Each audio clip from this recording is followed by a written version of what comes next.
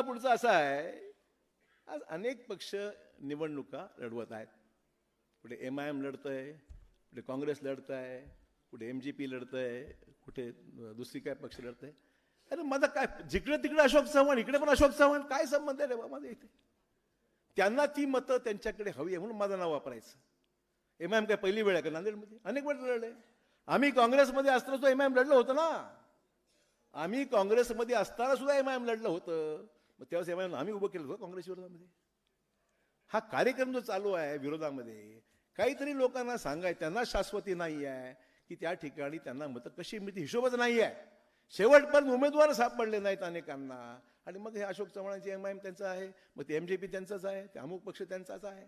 एवढाच कार्यक्रम चालू आहे.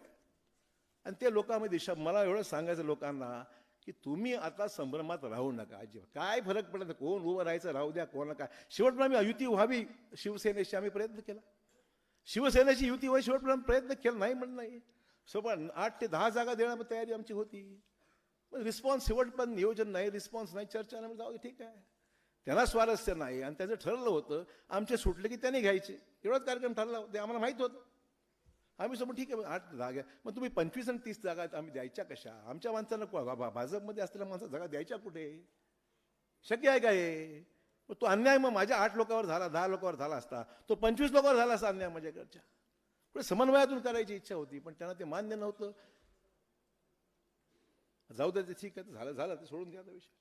त्यामुळे मला सांगायचं एवढंच आहे, हे सगळ्या गोष्टी आता हे झालेलं आहे आणि आमचं कोणाशीही काही हे नाही आहे. आणि जे लढतात त्यांना लढू द्या.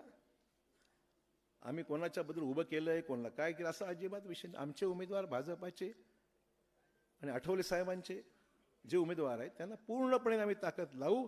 आणि त्यांच्यासाठी हे सर्व आमचे कार्यकर्ते आहेत. ज्या कार्यकर्त्यांनी विधानसभा लोकसभेमध्ये आमच्याकडे प्रयत्न केले, प्रयत्नांची पराकाष्ठा केली आणि ज्यांनी उभं राहून आम्हाला खूप मदत केली, त्या सर्व लोकांना निवडून आणणं हे आमचं कर्तव्य आहे. आणि म्हणून मित्र हो, या सगळ्या गोष्टीचा मुद्दाम या ठिकाणी मी उल्लेख केला आहे.